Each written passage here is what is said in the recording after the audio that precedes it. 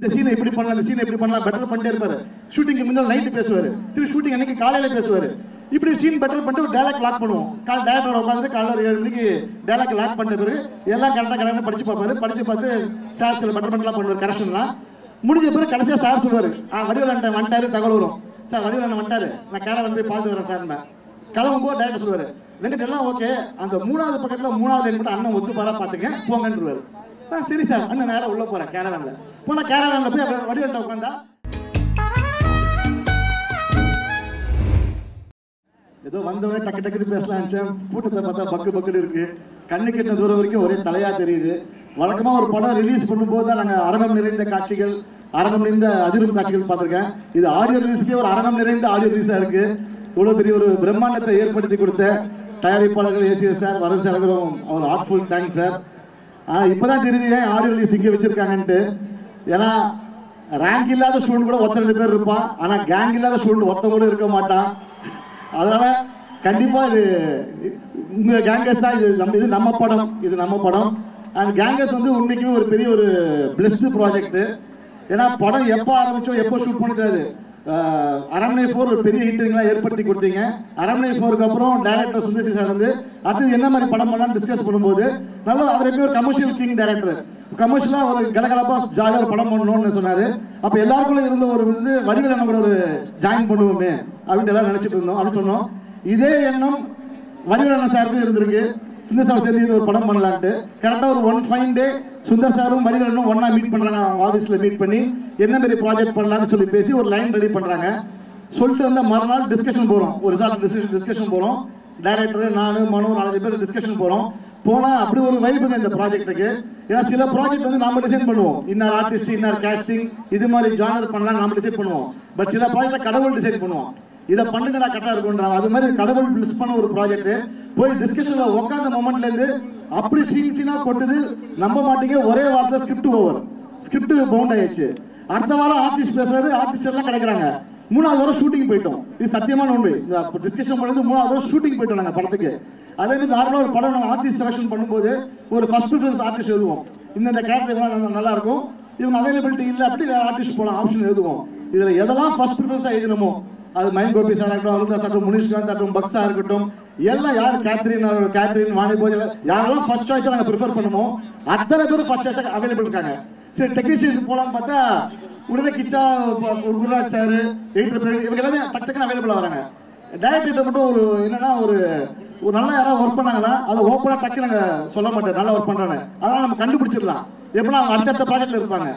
ஒரு ஆள் அடுத்தடுத்த ப்ராஜெக்ட் இருந்தாங்கன்னா அவங்க ப்ராஜெக்ட் நல்லா பண்ணுறாங்கன்னு அர்த்தம். இது டைரக்டரோட சூட்சமும். அந்த வகையில் எல்லா ப்ராஜெக்ட்லையும் சமீபத்தில் வந்து எல்லா ப்ராஜெக்ட்லையும் கிச்சா சார் ஆகட்டும், ஆர்டிஸ்ட் குருராஜ் ஆகட்டும், எல்லாருமே இருந்திருக்காங்க.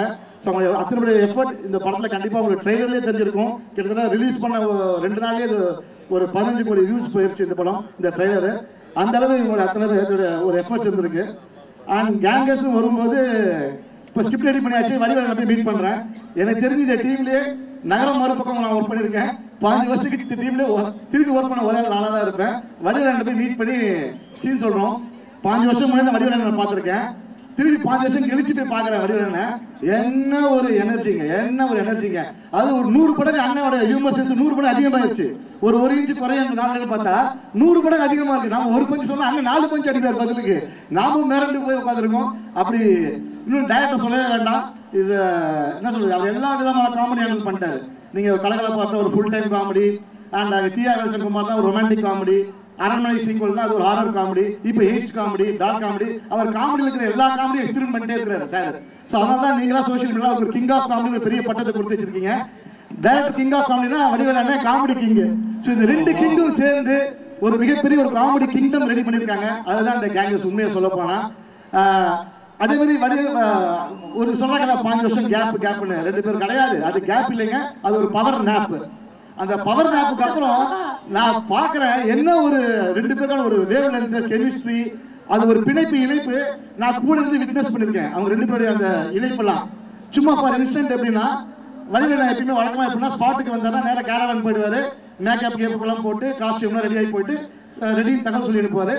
டேரக்டர் கரெக்டாக ஷார்ட் வச்சிருவாரு, வந்துடுவாரு, ஸ்பாட் 2 பேர் மீட் பண்ணுவாங்க. பட் இதுக்கு முன்னாடி ப்ரீ ப்ராசஸ் என்னன்னா டைரக்டர் வந்து டே பை டே மெனக்கெட்டுட்டே இருப்பாரு. ஒவ்வொரு சீனுக்கும் இந்த சீனை இப்படி பண்ணலாம், இந்த சீனை இப்படி பண்ணலாம், பெட்டர் பண்ணிட்டே இருப்பாரு. ஷூட்டிங்க்கு முன்னாடி நைட்டு பேசுவாரு, திருப்பி ஷூட்டிங் அன்னைக்கு காலையில பேசுவாரு. இப்படி சீன் பெட்டர் பண்ணிட்டு ஒரு டைலாக் லாக் பண்ணுவோம். டைரக்டர் உட்காந்து காலையில் 7 மணிக்கு டைலாக் லாக் பண்ண பிறகு எல்லாம் கரெக்டாக படிச்சு பார்ப்பாரு. படிச்சு பார்த்து சார் சில பெட்டர்மெண்ட்லாம் பண்ணுவார், கரெக்ஷன்லாம் முடிஞ்ச பிறகு கடைசியாக சார் சொல்லுவாரு, வடிவேலன் வந்துட்டாரு, தகவல் வரும்.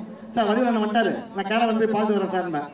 கிளம்பும் போது டைரக்டர் சொல்லுவாரு, வெங்கட் எல்லாம் ஓகே, அந்த 3வது பக்கத்துல 3வது லைன் மட்டும் அண்ணன் ஒத்து பாரா பாத்துக்க போங்கன்றுவாரு. சரி சார், அண்ணன் நேரம் உள்ள போறேன் கேரவன்ல.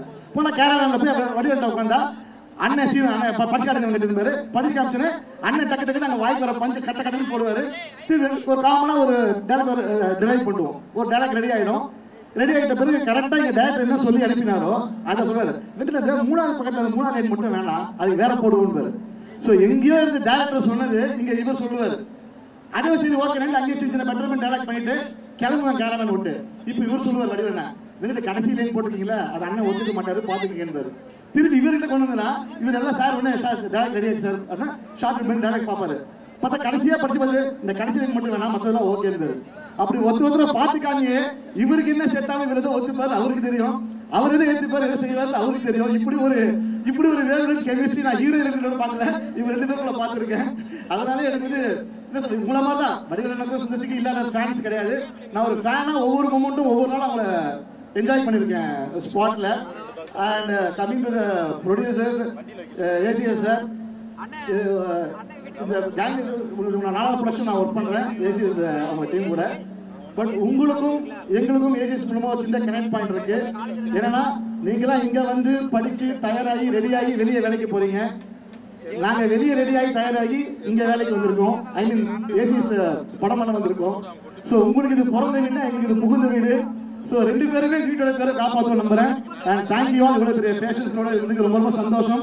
எனக்கும் ஒரு ஃபேன் பாயா அடுத்து எப்போ சார் சேர்த்துக்கு வருவாரு, எப்போ வடிவேலன் சேர்த்துக்கு வருவாங்க, அவங்க பேச்ச கேள்வி எனக்கு ரொம்ப சந்தோஷமா இருக்கு.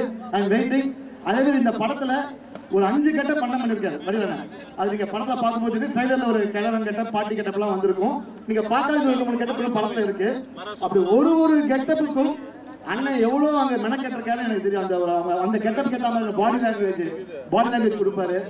அதே டப்பிங்ல பாத்தீங்கன்னா அந்த பாடி லாங்குவேஜ் மேட்ச் பண்ணி ஒரு 5 வெரைட்டி ஆஃப் மாடுலேஷன் கொடுப்பாரு அண்ணன். அதான் நான் பார்த்து அசந்திருக்கேன் அண்ணன் கிட்ட. ஒரு சின்ன வார்த்தை தான், நிறைய விஷயங்களும் உரை எழுத முடியாது, செய்யுள் பாடல் உரை எழுதுற மாதிரி அண்ணன் சின்ன சத்தத்துக்கே உரை எழுதியிருக்காரு.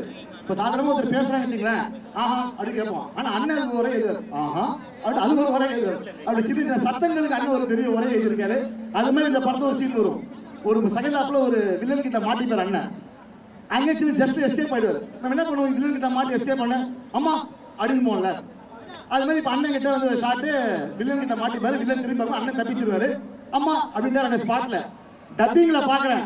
சரி அம்மா அப்படி சொல்ல போறாரு அண்ணன் பார்த்தா நாம என்ன சொல்லுவோம், அம்மா தப்பிச்சோடா அப்படின்னா அண்ணன் எங்கிருந்தோ வருங்க சவுண்டு அம்மா அப்படின்றாரு. அதாவது ஒரு மனுஷனுக்கு முகம் நடிக்கலாங்க, குடலு ஈரல் கல்லீரல் எல்லாம் நடிக்குதுங்க ஒரு மனுஷனுக்கு. அப்படி ஒரு என்ஜாய் பண்ணோம் நாங்க ஃபேனு. இது கண்டிப்பா நீங்க தியேட்டர்ல பெருசா என்ஜாய் பண்ணுவீங்க.